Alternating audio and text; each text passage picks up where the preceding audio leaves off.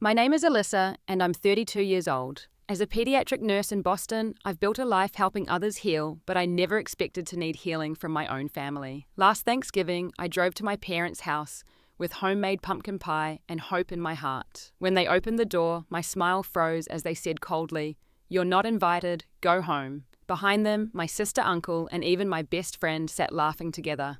I nodded silently, returned to my car, and made one call that would change everything. While I drive away from the most painful rejection of my life, let me know where you're watching from and subscribe to hear what happened when I made that one phone call that changed everything. I grew up in a picture-perfect suburb of Hartford, Connecticut.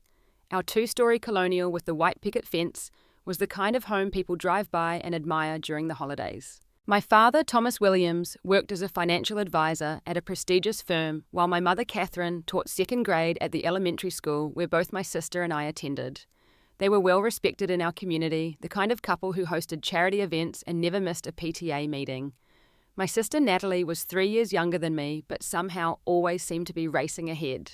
She was the golden child of our family, bringing home straight A report cards, becoming cheerleading captain, and winning every science fair. Teachers would meet me for the first time and say, "Oh, you're Natalie Williams's sister," with a look that made it clear they were expecting the same brilliance. I was different. School was a struggle for me. I had to work twice as hard for B- grades. Math problems that Natalie could solve in seconds would take me an hour of frustration. But where I truly shone was in caring for others. When neighborhood kids fell off bikes or needed someone to talk to, they came to my door. While Natalie was winning academic awards, I was volunteering at the local hospital and finding my purpose. Despite our differences, our family was tight-knit. Sunday dinners were sacred, a time when phones were put away and we'd share stories about our week. Summer vacations to Lake George created memories of swimming races and campfire stories. But Thanksgiving was always the crown jewel of our family traditions.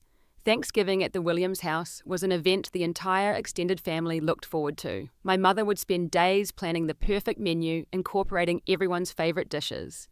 Dad would handle the turkey, proudly using his father's recipe for brining that he claimed was a family secret. Natalie and I would be assigned specific tasks, and the kitchen would become a bustling, flower-dusted hub of activity and laughter. My best friend Madison Porter was always included in our holiday celebrations. She lived 2 houses down from us, and we'd been inseparable since first grade, when we bonded over a shared love of rainbow stickers. Her parents travelled frequently for business, so our family became her second home. She knew all our inside jokes and family traditions. My mother would say, Madison isn't a guest, she's a Williams without the paperwork. My Uncle Robert, my father's younger brother, was the family member I felt closest to. While my parents clearly favoured Natalie's academic achievements, Uncle Robert saw something special in me. He was the first to notice my natural ability with children and encouraged me to pursue nursing. When I doubted myself, he'd say, "Alyssa, some people are born to heal. That's a gift more precious than any grade on a paper." Our Thanksgiving traditions were the highlight of my year. The night before, Mum and I would bake pies together, her teaching me the perfect technique for crimping crust edges. On Thanksgiving morning, we'd all watch the parade in pajamas, then change into comfy clothes for the family football game in the backyard before dinner. Uncle Robert always picked me first for his team, even though Natalie was actually the better athlete. 3 years ago, I received the hospital's Compassionate Care Award for my work in the pediatric oncology unit. It was the proudest moment of my career. My patients and their families filled 2 rows at the ceremony. When they called my name, I looked to the seat I'd saved for my family, but only Uncle Robert was there. My parents and Natalie had sent a text saying they couldn't make it because Natalie had a job interview they needed to help her prepare for. Uncle Robert took photos and bought me champagne afterwards, saying, "They don't understand what you've built here, but I do." Damn.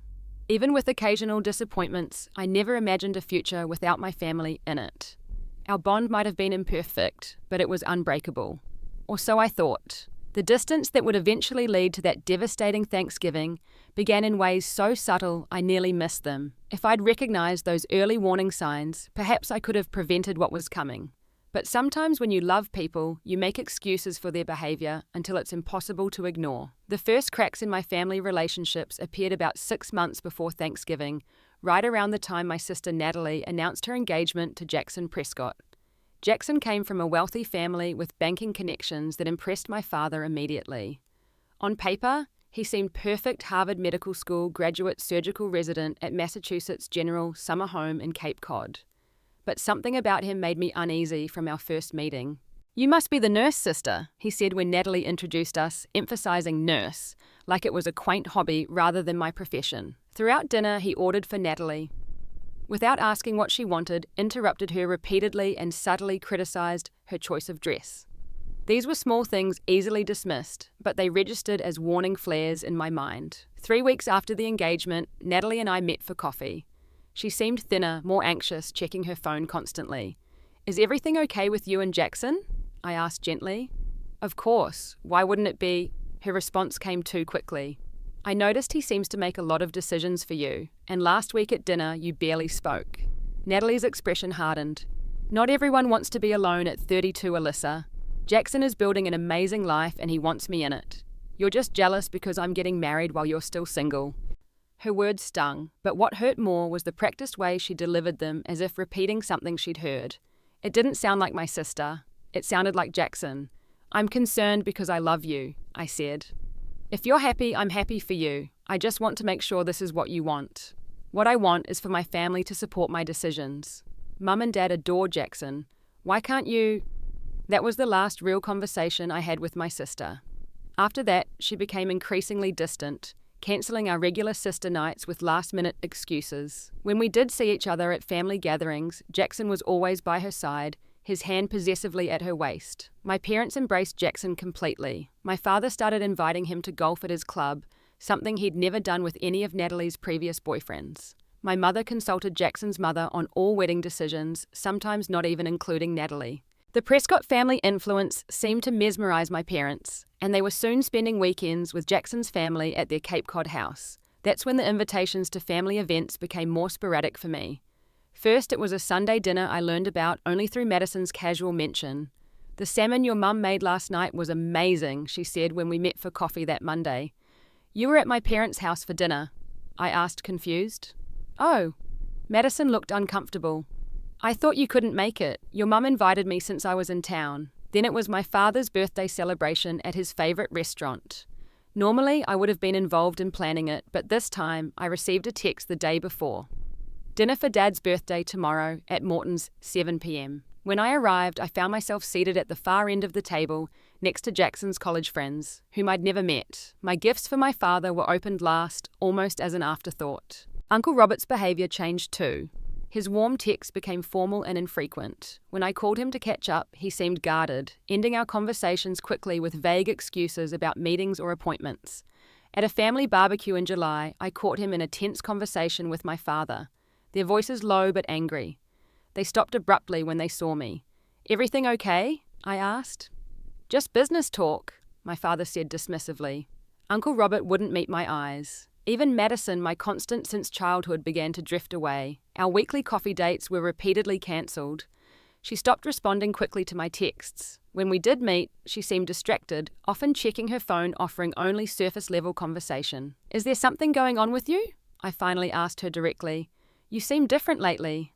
"I've just been busy with work," she said, though I knew her marketing job had flexible hours, and helping Natalie with wedding stuff. Wedding stuff? She hasn't asked me to help with anything." Madison looked panicked for a moment. "Just small things, nothing important." I tried reaching out to my mother, hoping for some explanation. "Mom, I feel like I'm being pushed out of family gatherings lately. Did I do something wrong?" "Don't be dramatic, Alyssa," she replied. "Everyone's just busy with the engagement and Jackson's residency schedule. Not everything revolves around you." The final warning sign came at my mother's birthday dinner in early November. I arrived exactly on time, bringing her favourite flowers and a cashmere scarf I'd saved up to buy. The house was already full of people, including several of Jackson's relatives I'd never met. No one greeted me at the door. I found my own way to the dining room, where the seating arrangement placed me between two strangers as far from my parents as possible. Throughout dinner, I tried to join conversations only to be interrupted or ignored. When it was time for presents, my carefully selected gift was barely acknowledged, while Jackson's parents' gift of diamond earrings received effusive praise. As cake was being served, I overheard Jackson say to my father, "The Thanksgiving arrangements are all set. Everyone knows the plan." My father nodded, glancing in my direction before lowering his voice.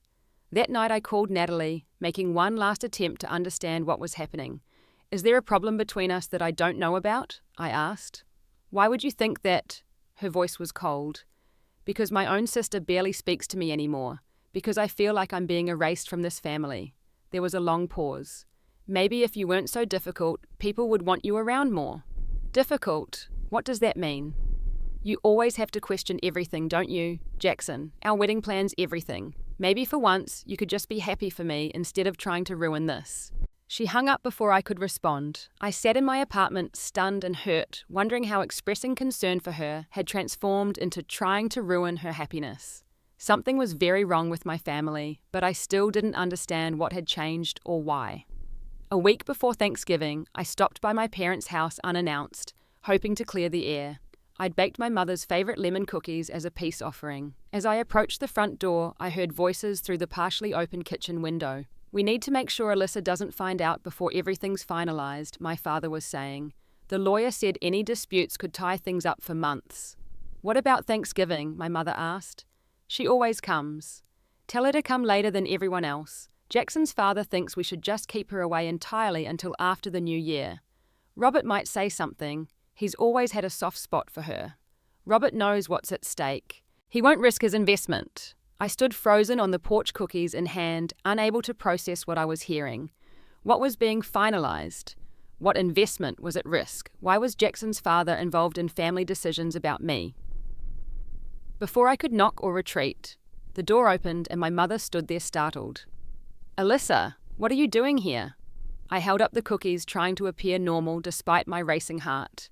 Just thought I'd drop these by. You should have called first, she said, not inviting me in. We're in the middle of something. I was just wondering about Thanksgiving plans, I said, noticing my father coming to stand behind her, his face unreadable. We'll be having dinner at 2 p.m. as usual, my mother said. But why don't you come at 4? We're doing things a bit differently this year. Differently how? Just with the seating and timing. Jackson's family has some traditions we're incorporating. On Thanksgiving Day, I woke early to bake my grandmother's pumpkin pie recipe. Grandma Rose had passed away 2 years earlier, and bringing her recipe to life felt like keeping her with us. The familiar scent of cinnamon and nutmeg filled my apartment as I carefully crimped the edges just as she'd taught me. I dressed in a new burgundy sweater and dark jeans, applied light makeup, and even curled my hair. Despite the tension of recent months, hope flickered in my chest. Thanksgiving had always been special in our family. Perhaps today would bridge the growing distance. Perhaps I could finally understand what had changed. The drive to my parents' suburban home took 40 minutes. As I pulled into their neighborhood, I noticed several unfamiliar luxury cars parked along the street. Arriving at exactly 4 p.m., I carefully carried my pie up the front walk. Through the large front window, I could see a full house. My relatives, some of Jackson's family, and even Madison were gathered in the living room, drinks in hand. Everyone appeared to be having a wonderful time. I rang the doorbell, balancing the pie in one hand, a bouquet of fall flowers in the other. My mother opened the door, my father right behind her. Neither smiled. What are you doing here? My father asked, his voice hard. I'm here for Thanksgiving, I said, confusion washing over me. Mum told me to come at 4. My mother's face was cold, unrecognizable. We decided it would be best if you didn't join us this year. What, why? You're not invited, Alyssa, my father stated firmly. Go home. I stood there stunned, the pie still warm in my hands. Over their shoulders, I could see into the dining room where a magnificent feast was laid out. My sister Natalie sat next to Jackson, laughing at something he said. Uncle Robert was pouring wine, studiously avoiding looking toward the door. And there was Madison, my oldest friend, seated comfortably among my family, belonging in a way I apparently no longer did. As if sensing my gaze, Natalie looked up. Our eyes met, and for a moment I thought I saw regret flash across her face. But then Jackson whispered something to her, and she laughed again, turning away from me. Can you at least tell me why? I asked, my voice barely audible. You know why, my father said. Don't make a scene. The neighbors will see. Without another word, my mother closed the door in my face. I stood there, holding my pie and flowers, the sound of laughter spilling from inside the house I grew up in, where I was no longer welcome. I walked back to my car in a daze, placing the pie and flowers carefully on the passenger seat. As I started the engine, tears blurred my vision, but I refused to break down here where they might see me. I drove several blocks before pulling over, finally allowing the sobs to come. I don't remember much about the first few miles of that drive. Tears streamed down my face as I gripped the steering wheel, operating on autopilot. The pie I'd so carefully baked sat on the passenger seat, a cruel reminder of family traditions that apparently no longer included me. My mind raced through possible explanations, each more painful than the last. Had I done something unforgivable without realizing it? Was this all because I'd expressed concerns about Jackson? About 10 minutes from my parents' house, I had to pull over. My hands were shaking too badly to drive safely. I found myself in the parking lot of Riverside Park, a place my father used to take Natalie and me to feed ducks on Sunday afternoons. I turned off the engine and finally allowed myself to break down completely. The betrayal cut deeper than I could have imagined. It wasn't just my parents' rejection, but seeing everyone I loved gathered without me: Uncle Robert, who had always been my champion, Madison, who knew all my childhood secrets, and Natalie, my sister, laughing as I was turned away. The coordinated nature of it suggested this wasn't a spontaneous decision, but something planned and discussed. They had all agreed I shouldn't be there. As the initial shock began to subside, memories of recent interactions replayed in my mind, revealing patterns I'd dismissed.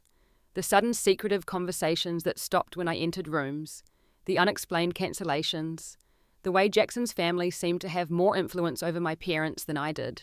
The cryptic comment about keeping Alyssa away until something was finalized. My phone buzzed with a text from Madison. "Your mum told me what happened. I'm sorry you're upset. Not sorry they'd excluded me.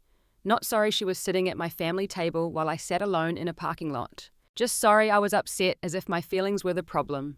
I didn't respond. Instead, I found myself thinking about an 8-year-old patient of mine named Tommy. He'd been in treatment for leukemia, facing procedures that would terrify most adults. One day, when a new doctor was dismissive of his questions, tiny Tommy had said, "I may be small, but I deserve respect." His courage in that moment had moved me to tears.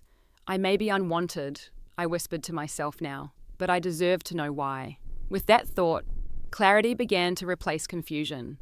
I wasn't going to drive home and cry myself to sleep. I wasn't going to beg for explanations via unanswered texts. Whatever was happening, I would face it directly.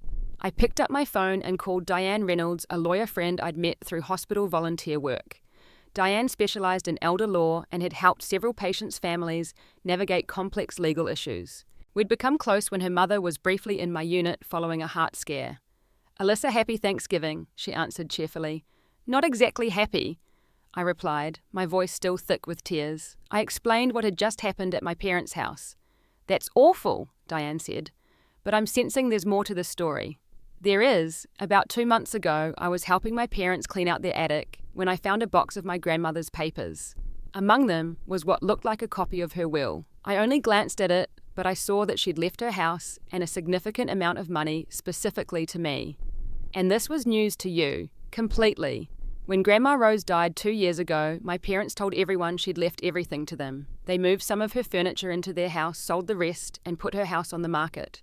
I never questioned it. Diane was quiet for a moment. "Have your parents sold your grandmother's house?" "No. They've had it listed, but they told me the market was soft. Last I heard, they decided to rent it out instead." "And the money?" "I have no idea. But now I'm wondering if that's what my father meant when I overheard him talking about keeping me away until something was finalized. Could they have been using my grandmother's money all this time?" "It's possible," Diane said carefully. "Elder financial abuse often happens within families, and sometimes it continues even after the elder has passed away. Do you still have access to that copy of the will?" "No, but I took photos of it with my phone because I was surprised. I never confronted my parents about it because I wanted to process it first." "I need to see those photos. Can you meet me at my office in 30 minutes? After hanging up with Diane, I made one more call to Rachel Goldberg, an investigative journalist I'd befriended when she was researching a series on hospital administration. Rachel had a gift for following paper trails and uncovering connections. "I need your help," I told her, explaining the situation. "Something's not right with my family, and it might connect to some financial issues." "What makes you think that?" Rachel asked. "My father and Jackson's father seem to have some business relationship that's very important to them, important enough that they're willing to cut me out of the family over it." "Jackson's last name?" "Prescott. His father is William Prescott of Prescott Financial Group." There was a pause. "Prescott Financial has been on my radar for some investigative work I've been doing on investment schemes targeting retirees. Nothing I can prove yet, but there are some questionable patterns. Give me a few days to look into any connections to your father. By the time I arrived at Diane's downtown office, I felt a strange calm replacing my earlier devastation. Whatever was happening, I was no longer a passive victim. I was taking action. Diane reviewed the photos of my grandmother's will carefully. "This appears to be a legitimate last will and testament," she said. "It clearly states that your grandmother's house and the majority of her investment portfolio, approximately $850,000, were to be left directly to you, with smaller bequests to your sister and cousin. Why would my parents lie about this, and why would they suddenly cut me out completely? My guess: they've been using your inheritance, possibly investing it in something connected to the Prescotts. Now, with your sister marrying into that family, they need to resolve the situation before anyone discovers the discrepancy. Can they even do that legally? No, if this is the most recent will, they had no right to withhold your inheritance. But to prove wrongdoing, we need the official will that went through probate. I'll request those records first thing tomorrow." As I left Diane's office, my phone exploded with notifications. 3 missed calls from my mother, 2 from Uncle Robert, 5 text messages from Madison, each more frantic than the last, and 1 voicemail from Natalie. "Alyssa, what are you doing? Dad is furious. Call me back immediately." I silenced my phone and drove home. For 2 years, my parents had apparently been using my inheritance while pretending it didn't exist. For months, they'd been pushing me away, likely preparing for this complete excision. And now that I might be taking action suddenly, they wanted to talk. For the first time since being turned away at the door, I felt not just hurt, but truly angry. They hadn't just rejected me from Thanksgiving dinner. They had systematically worked to remove me from the family while stealing what my grandmother had intended for me. And everyone I trusted had either actively participated or silently allowed it to happen. As I unlocked my apartment door, my phone pinged with 1 more text. From Uncle Robert. "We need to talk. There are things you don't understand. Please call me." I turned the phone off completely and went to bed emotionally exhausted but resolute. Whatever game my family was playing, the rules had just changed. The next few days passed in a blur of activity as I worked with Diane and Rachel to piece together what had been happening behind my back. Each new discovery felt like peeling back another layer of betrayal, revealing a coordinated deception that had been years in the making. Diane obtained the probate records for my grandmother's estate, confirming that the will I'd photographed was indeed the official document filed with the court. According to the legal paperwork, I was the primary beneficiary of both Grandma Rose's Victorian home in Northampton and her investment portfolio, which was actually closer to $920,000 at the time of her death. "The executor of the will was your father," Diane explained as we reviewed the documents in her office. "As executor, he had a fiduciary duty to distribute the assets according to your grandmother's wishes. Instead, it appears he simply took control of everything. But how could he get away with that? Wouldn't someone have noticed? The probate court doesn't typically follow up unless someone files a complaint. Since you didn't know about the inheritance, you couldn't object. Your father likely signed all the necessary paperwork acknowledging the distributions, then simply never made them." My stomach knotted as I thought of my father deliberately deceiving the court, all while continuing to act as my loving parent. What happens now? I've prepared a formal complaint alleging breach of fiduciary duty and conversion of assets. Before we file it, though, we should understand the full picture. Where did the money go? That's where your friend Rachel comes in. Rachel's investigation uncovered disturbing connections. She'd obtained public records showing that shortly after my grandmother's death, my father had invested in a development project led by Prescott Financial Group. The project, a luxury resort in the Berkshires, required a minimum buy-in of $750,000. Based on your father's financial records that I could access publicly, he didn't have that kind of liquid capital available, Rachel explained. But suddenly, 2 months after your grandmother died, he became an investor. "Using my inheritance," I said flatly. "It appears so. And there's more. The Berkshire project has been plagued with problems. Construction delays, permit issues, cost overruns. Investors were asked to contribute additional funds multiple times. According to my sources, many smaller investors have lost everything. So my father took my inheritance, invested it in a failing project, and now he's in financial trouble. And the Prescotts control who gets their money out first," Rachel added. "If your brother-in-law's family decided to prioritize your father's investment because of the family connection, that would explain why my parents are suddenly so eager for Natalie to marry Jackson." Another piece of the puzzle fell into place when Diane hired a private investigator who specialized in financial crimes. He discovered emails between my father and Madison's father, showing that Madison had been reporting back to my family about my activities and conversations for months. Her father, who worked for a company with business ties to Prescott Financial, had encouraged her to maintain the deception. The most painful revelation came when the investigator found a group email thread discussing the Alyssa situation. Participants included my parents, Jackson's father, and even Uncle Robert. In one exchange, my mother wrote, "She's becoming too curious about Rose's estate. We need to distance her until everything's resolved."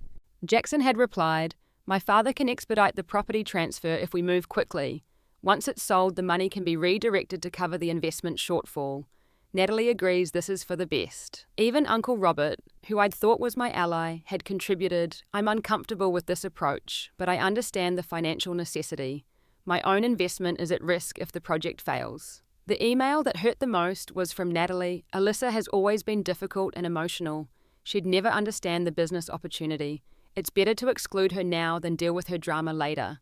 Besides, Grandma's money would be wasted on her charity cases anyway." Reading these exchanges, I felt physically ill. The people I loved most in the world had been coldly discussing how to defraud me, dismissing my character to justify their actions. They weren't just excluding me from a holiday meal, they were systematically erasing me from the family to protect their financial scheme. With the evidence mounting, I decided to confront Madison directly. I asked her to meet me at a coffee shop, saying I needed to understand what had happened at Thanksgiving. She agreed immediately, perhaps seeing an opportunity to gather more information for my parents.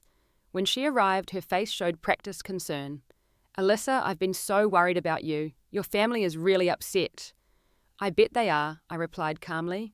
"Madison, I know you've been reporting our conversations to my parents. I know about your father's business connection to the Prescotts. I know everything." Her face drained of colour. "I don't know what you're talking about." I slid copies of the emails across the table. "Yes, you do." She stared at the papers, then began to cry. "You don't understand. My dad could have lost his job. The Prescotts have influence everywhere. So you decided to betray 25 years of friendship. I was trying to help everyone. Your parents said they were protecting you from making financial mistakes. They said once everything was sorted out with the investments, they'd explain everything to you, while using my inheritance to bail out my father's bad investment." Madison couldn't meet my eyes.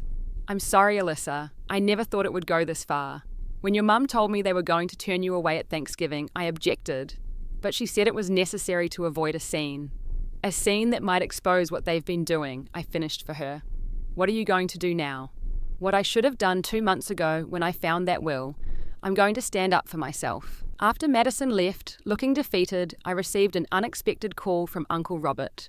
"Alyssa, we need to talk. I've made a terrible mistake." We met at a diner near my apartment. Uncle Robert looked years older with dark circles under his eyes. "I should have protected you," he said without preamble. "I knew what Thomas was doing was wrong, but I had invested too much of my own money in that damned resort project. When it started failing, I panicked. You chose money over me." He winced. "Yes, and I've been ashamed every day since. When I saw them close that door in your face on Thanksgiving, I couldn't sleep that night, or any night since." "Why are you telling me this now?" "Because I'm done being part of this. I've spoken to my own lawyer. I'm prepared to testify about everything I know regarding your grandmother's estate and how your father misappropriated the funds, even if it means losing your investment. Even then, some things are worth more than money, Alyssa. I forgot that for a while, but I remember now." With Uncle Robert's cooperation and the evidence we'd gathered, Diane prepared for legal action. We now had documentation showing my father had diverted nearly $1 million that rightfully belonged to me, using it to invest in a failing project connected to my future brother-in-law's family, all while systematically isolating me to prevent me from discovering the truth. "We have options," Diane explained. "We could file criminal charges for fraud, but that would likely result in your father facing jail time. Or we can approach this as a civil matter demanding immediate return of your inheritance plus damages." I thought about it carefully. Despite everything, I didn't want to see my father in prison. Let's start with a civil demand. Give them one chance to make this right. The following day, certified letters were sent to my parents, Natalie, Uncle Robert Madison, and the Prescotts, outlining the evidence we had gathered and the legal consequences they faced. The letters requested a meeting at Diane's office to discuss resolution before formal legal proceedings began. Within hours, my phone exploded with calls and texts again. This time I didn't ignore them. I was no longer running away. I was standing my ground. The conference room at Diane's law office was tensely silent as my family filed in. My parents entered first, both looking shocked to see me sitting confidently at the head of the table beside Diane. My father's usual commanding presence seemed diminished. His shoulders hunched with stress. My mother's eyes were red-rimmed, her hands fidgeting with her purse strap. Natalie came next with Jackson hovering protectively beside her. She avoided looking at me directly, while Jackson maintained a practiced neutral expression that didn't quite hide his annoyance at being summoned. Uncle Robert arrived separately, nodding respectfully to me, before taking a seat away from the others. Madison had been invited, but declined to attend, sending a brief email that she thought it best to remove herself from the situation. William Prescott, Jackson's father, arrived last, his expensive suit and confident stride, suggesting he viewed this as a minor inconvenience rather than a serious legal matter. "Thank you all for coming," Diane began professionally. "We're here to discuss the estate of Rose Williams and the subsequent handling of assets that were legally bequeathed to my client, Alyssa Williams." "This is a family misunderstanding," my father interrupted, attempting to regain control of the situation. "There's no need for lawyers." "With all due respect, Mr. Williams," Diane replied, "misappropriating nearly $1 million of inheritance funds goes well beyond a family misunderstanding. It constitutes fraud and breach of fiduciary duty, both of which carry significant legal penalties." My father's face flushed with anger. "I was protecting those assets. Alyssa has no experience with financial management. I intended to turn everything over to her eventually. After using her money to cover your investment losses," I asked, finding my voice. "After selling Grandma's house that she specifically wanted me to have, you don't understand the complexity of these financial decisions," he insisted. "I understand that you stole from me," I said quietly. "I understand that you used my inheritance to invest in Mr. Prescott's failing resort project. And when you needed to cover your losses, you all decided it was easier to push me out of the family than to admit what you'd done." Natalie finally looked at me, tears welling in her eyes. "It wasn't like that, Alyssa. Dad said it was temporary, just until the investment matured." "And you believed him? Or did you just not care what happened to me as long as you got your fancy wedding?" The words came out sharper than I intended, but months of hurt couldn't be contained. Jackson placed his hand on Natalie's shoulder. "Let's not get emotional. This is a simple misunderstanding about timing of asset distribution. Is that what you call turning someone away from Thanksgiving dinner? A misunderstanding about timing?" I asked him directly. William Prescott cleared his throat. "Perhaps we could discuss a settlement, a partial return of funds structured over time to minimize disruption to ongoing investments." Diane smiled thinly. "Mr. Prescott, Alyssa, I don't think you understand the situation. We have documented evidence of deliberate fraud. We're not here to negotiate a payment plan. We're here to give you all one opportunity to make this right before we file formal charges and contact the State Financial Regulatory Board about Prescott Financial's practices." For the first time, real concern flickered across William Prescott's face. His firm couldn't afford that kind of scrutiny. My mother, who had been silent until now, suddenly burst into tears. "We never meant to hurt you, Alyssa. Things just got so complicated, and then one decision led to another, and suddenly we were in too deep. You turned me away at the door, Mom," I said, my voice breaking slightly despite my resolve to remain strong. "You closed the door in my face while everyone I loved was inside, laughing. Your father said it was necessary," she whispered. "He said if you came in and started asking questions about Grandma Rose's estate, everything would fall apart. So you chose to protect the lie instead of your daughter." "I'm sorry," she said, looking genuinely broken. "I'm so sorry." Unexpectedly, Natalie stood up. "I need to say something." She turned to Jackson, who was subtly shaking his head. "No, I need to do this." She faced me directly. "Alyssa, I was horrible to you.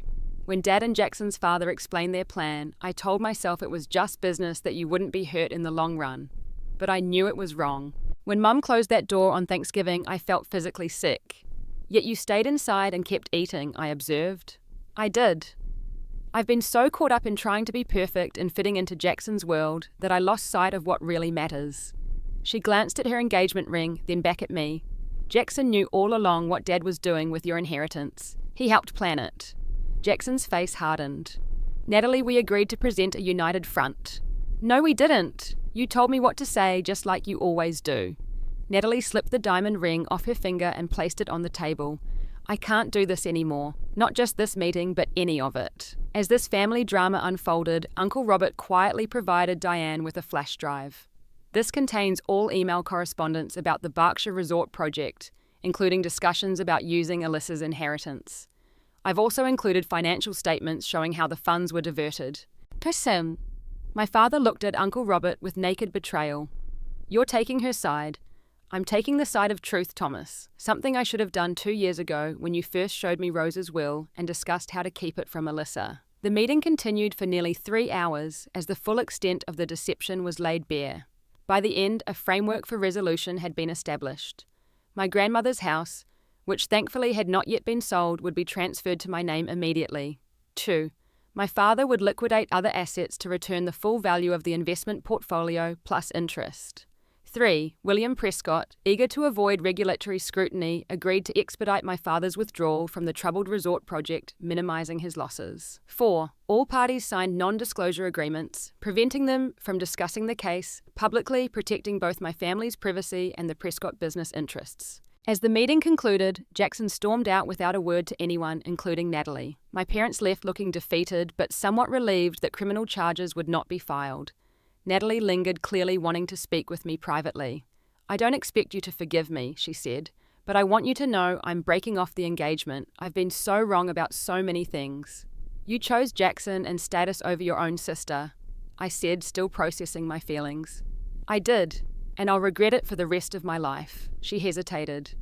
Is there any chance we could talk sometime? Not now, but maybe when things settle down.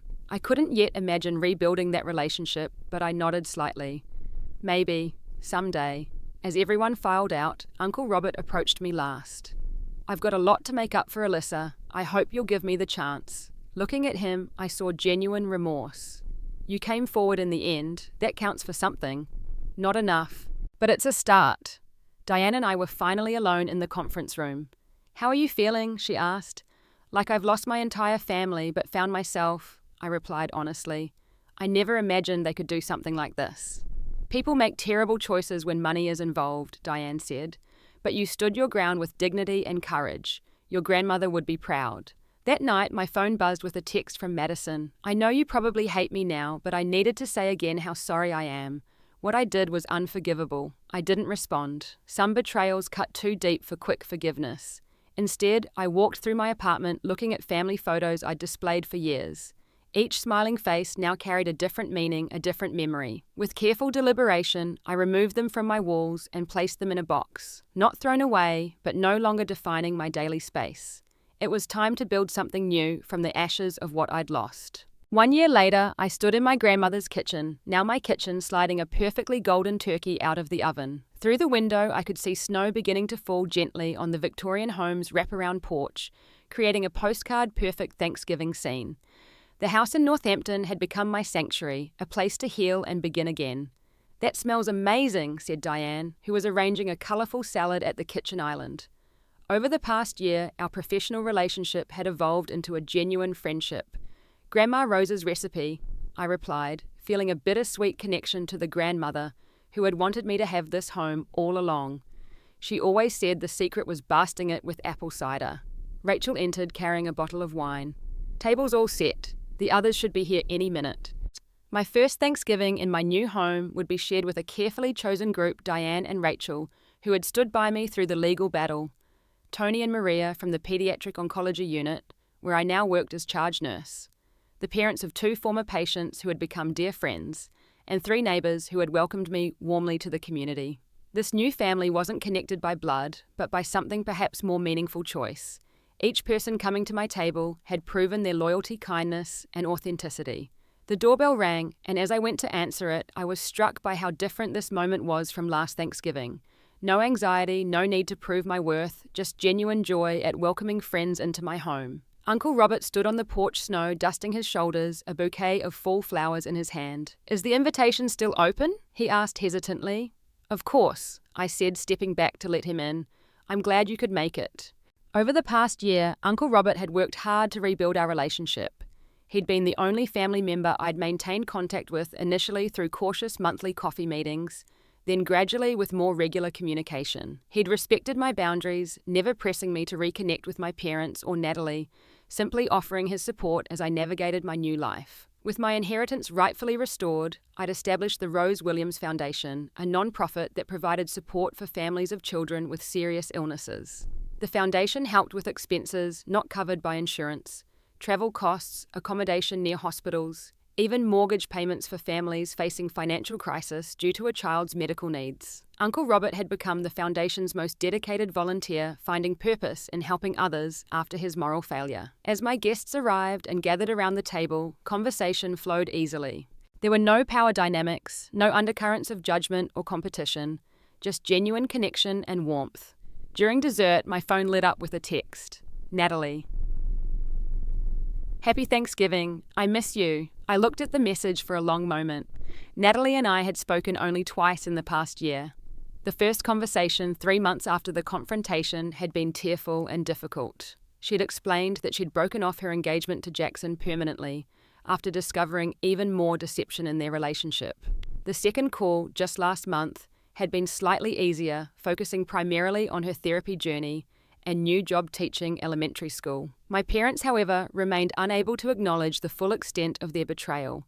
They'd made financial restitution only because they had no choice, but emotionally, they continued to justify their actions as having been for my own good. My father had sent a formal letter 6 months ago, suggesting we move forward as a family.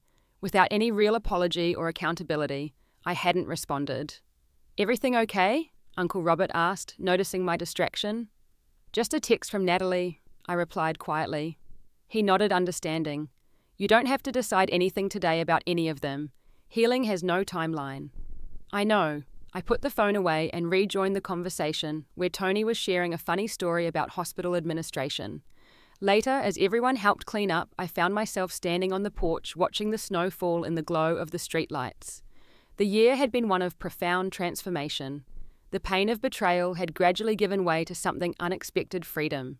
Freedom from seeking approval, from doubting my worth, from trying to earn love that should have been freely given. I'd learnt that family could be defined in ways far more meaningful than genetics. True family were the people who showed up, who told you the truth even when it was difficult, who celebrated your victories and supported you through defeats. Diane joined me on the porch, handing me a cup of hot cider. Penny, for your thoughts.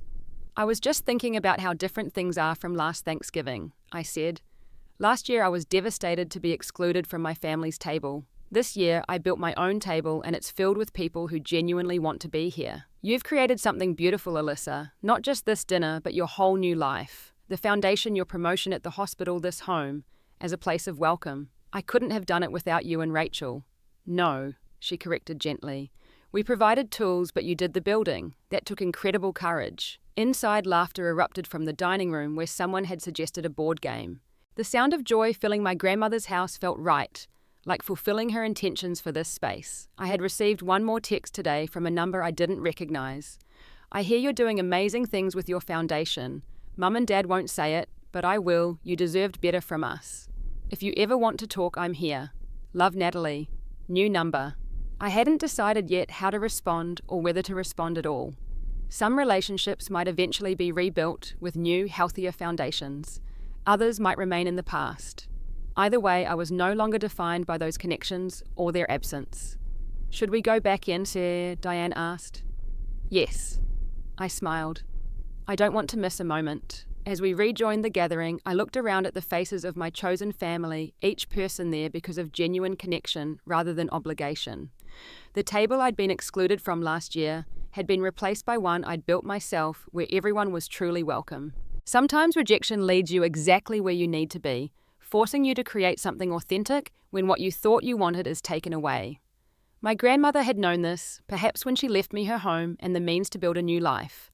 Not just financial resources, but the freedom to define family on my own terms. Before we start the game, I said, raising my glass, I want to thank each of you for being here, for showing me that family isn't about who shares your DNA, but who shares your values, your truth, and your journey. This is the most meaningful Thanksgiving I've ever experienced. As glasses clinked and smiles warmed the room, I felt my grandmother's presence, her wisdom finally fulfilled in this house of healing and new beginnings. Have you ever had to rebuild your life after a betrayal? What helped you move forward and find your own strength? I'd love to hear your stories in the comments. And if this story touched you, please subscribe. and share it with someone who might need to hear that sometimes the family we choose is more powerful than the family we're born into. Thank you for being part of my journey today, and I hope wherever you're celebrating, you're surrounded by people who truly value and cherish you.